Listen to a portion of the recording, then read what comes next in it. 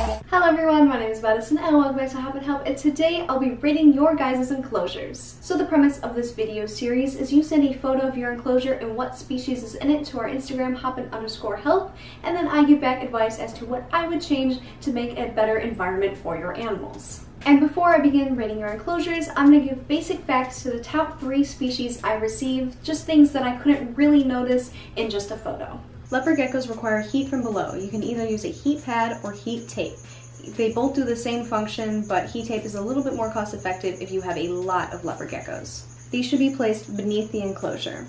A heat bulb is only required if the room temperature reaches below 65 degrees Fahrenheit or 18 degrees Celsius. A 40 to 60 watt heat bulb set only for the time is needed is best. Do not use red or blue bulbs. Heat emitters are best for leopard geckos.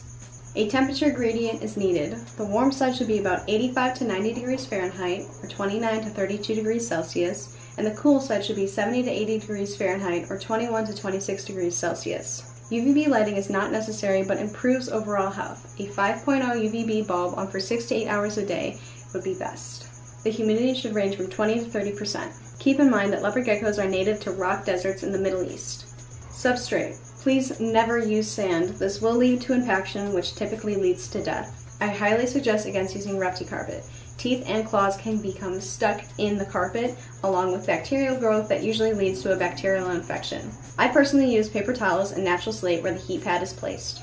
Now for bearded dragons. Heating and lighting. A basking spot of 100 to 105 degrees Fahrenheit or 38 to 40 degrees Celsius. A temperature gradient is needed. The warm side should include the basking spot plus the surrounding areas of 90 to 95 degrees Fahrenheit or 32 to 35 degrees Celsius. The cool side should be 80 to 85 degrees Fahrenheit or 26 to 29 degrees Celsius. A linear UV T5 UVB bulb is best. 5.0 for juveniles in a 20-gallon or 10.0 for adults in a 40-gallon plus. Their humidity should range from 30 to 40%. Keep in mind bearded dragons are native to Australia's subtropical woodlands and savannas. Substrate. Never use sand. This will lead to impactions and typically death. I highly suggest against using carpet because teeth and claws can get stuck and bacteria growth typically leads to bacterial infections. Paper towels or natural slate tiles are best. And lastly, crested geckos. Heating and lighting. Crested geckos are extremely sensitive to temperature. The max temperature is 80 degrees Fahrenheit or 26 degrees Celsius.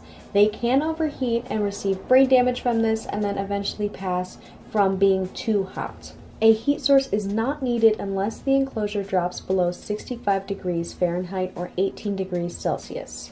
A 40 watt heat emitter can be placed above the enclosure or a heat pad can be placed on the side of the enclosure to increase the temperature slightly.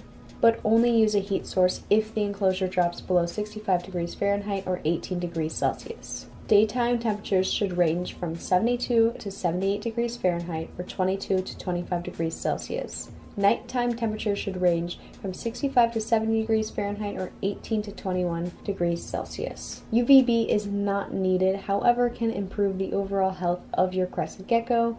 A 2.0 UVB bulb on for 4 to 6 hours a day is best. The humidity should range from 60% during the daytime and 80% at night.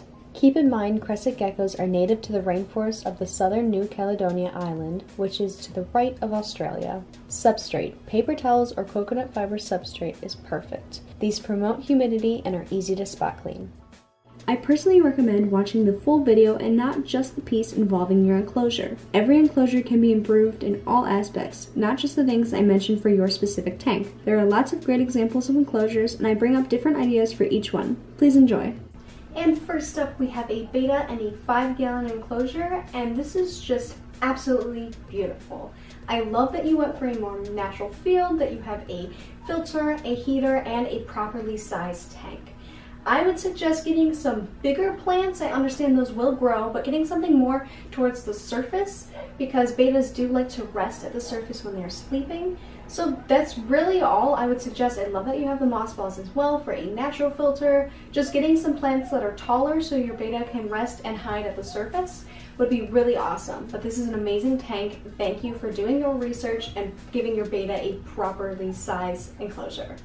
And next we have a Crested Gecko, and I've already spoken to the owner that you 100% need more places for your Crested Gecko to hide. You're going to want to get these leaves that you can put in the corners, up top, and down below. You just need a lot of hiding places for Crested Geckos to make them feel comfortable. Having an open tank like this is going to lead to a lot of stress, and stress can lead to sudden death. And then after you get those leaves, I would definitely suggest getting something like a mushroom ledge. Now this is just an area where you can place up higher or lower that they can eat off of because they come with a little dish. There's a bunch of different varieties, but having a place for your gecko to rest on up high is really good and suggested for Crested Geckos. It looks like you're keeping it nice and humid, and you just don't want the heat to go over 80 degrees. I'm not sure if that is a heat bulb or UV. You do, however, though, have a very nice tank itself. This enclosure that is vertical is awesome for Crested Geckos, and then it's an opening front, but after you get those leaves, this could be really nice for your Crested Gecko. And next we have an enclosure for 3 small fire belly toads. Now this is a really awesome start. I love that you're incorporating live plants with rocks and everything like that, but they definitely are going to need a deeper water bowl. I'm not sure how tiny they are, so I can understand if they're like this big, so you can't have a deep water bowl. But I actually have mine in a planetarium, so it's half water, half land, so that'd be something you'd look into in the future. But this is a really nice start. I would definitely get somewhere else that's like sturdy for them to hide, whether it's like half a pot that's flipped over or a coconut hide or a log hide, just something like that. But this is really awesome. If they're like this big, like this is gonna be a perfect enclosure for them, and you just have to upgrade the bigger they get, so nice job. And next we have a corn snake enclosure. Now it's a little bit hard to see if you have some bedding in there. I think there's a lip on the tank, so it's just hard to see, but make sure you do have bedding in there because they do like to burrow. But I really like how you have these logs in the basking spot, that this is really awesome for a corn snake. Just making sure you have that bedding in there and the heat requirements. Looks like you've got a water bowl over there. So yeah, this is a really nice enclosure. I really like that you have this natural feel, and I really love that log piece for the basking spot. So amazing job. And next we have an adult leopard gecko, and I just absolutely love what you did with these log hides. It's a great way to give your gecko different places to hide, but on the same side, so the cool or warm side. And it looks really awesome. So that's really cool. I love how many hiding places you have, and I love the rocks. I know leopard geckos love to lay out on the rocks, especially if those are like on the warm side. So leopard geckos do not climb, so he or she might not necessarily be getting full use of that driftwood piece you have. Maybe if you could shift it so that it's laying down a bit more, so it's a little bit easier for him or her to climb on, I'd suggest that. And I already spoke to the owner about the type of bedding they have. Personally, I wouldn't use anything that's like rubber or plasticky because the scent of poop gets just locked in those things. I would 100% suggest switching to slate or to paper towels because that's going to get really smelly quickly. Basically, every experience I've had with soft plastics or rubber they just smell. They just always smell. And that's why I don't suggest using like dog or cat water bowls, because they have the little grips underneath, and those will just smell horrendous by the time you've had them in the tank for a little bit. So I'm not sure if it's a hard plastic or not, but I would just suggest using the slate tiles or paper towels instead because it's a bit easier to clean and a bit more natural. But besides that, this tank is really, really awesome, so great job. And next we have another leopard gecko, and the owner sent me an updated version, and it makes me so happy because even before I posted this video, it's encouraging people to improve their enclosures because we all have space to grow, and this whole video is supposed to be that we all can grow, including myself, in how we house our animals and making sure that we're giving them the best environment possible. So here is the new enclosure, and I already just love the little daisies you have on the outside. Those are so cute. I love how you kind of hid the water bowl, and you have your warm hide, you have your humid hide, and your cool hide. You're using paper towels, which is awesome, and the owner let me know that they are using UV, which is great, and I believe you have a heating pad as well, which is perfect. But this is a really nice enclosure. I honestly love your rock hides. I'd love to get them if you want to let me know where you got them from. But this is really an awesome enclosure, and you have a temperature gauge and humidity gauge, which is awesome because it's just making sure that everything is perfect all the time. Always suggest that, so amazing job. And next we have another leopard gecko, and I would definitely suggest getting that moss out immediately. That's something that they could eat and cause an impaction, which can lead to death.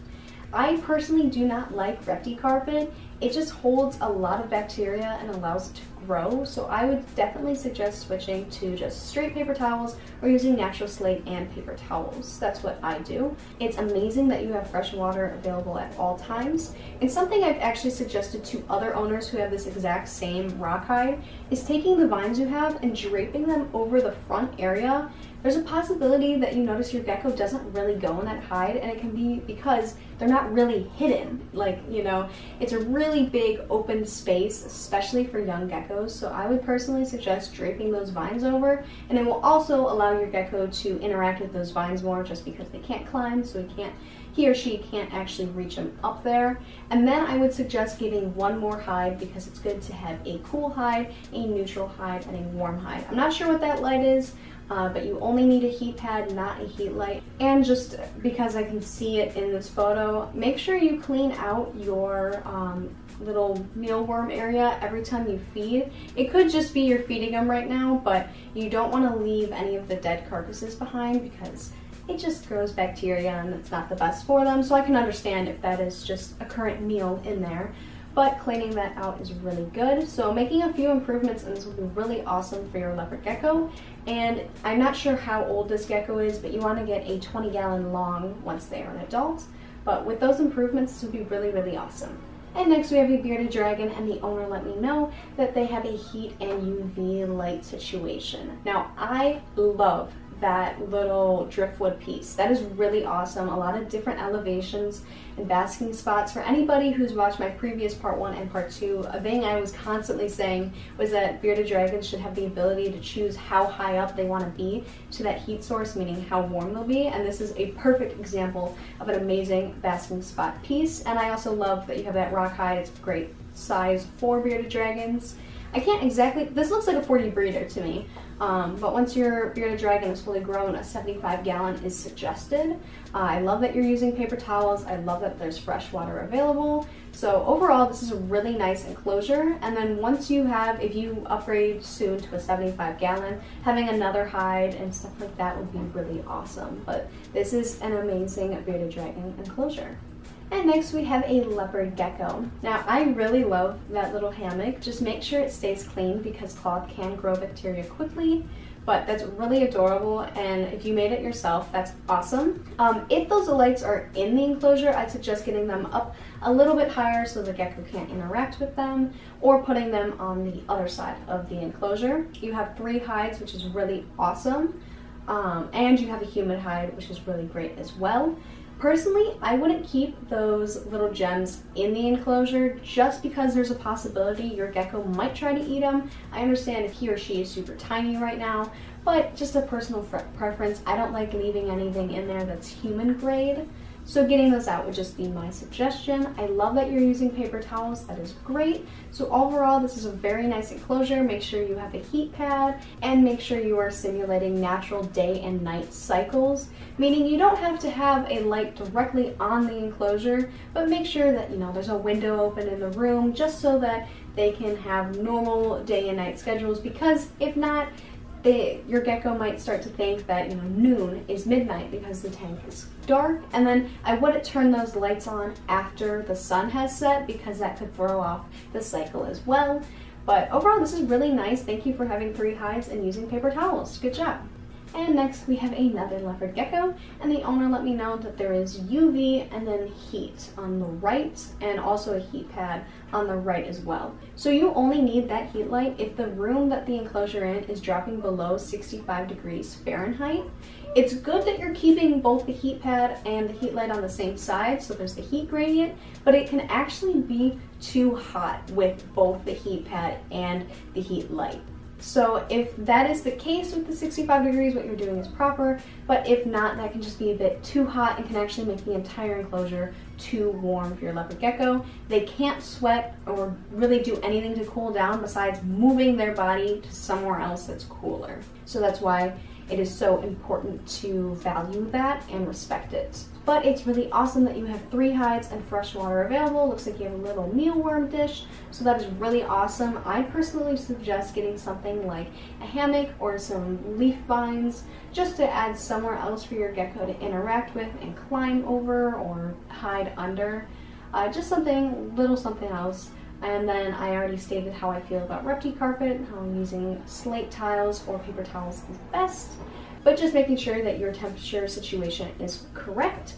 But besides that, this is a really nice basic leopard gecko enclosure, so good job. And lastly, we have a young leopard gecko.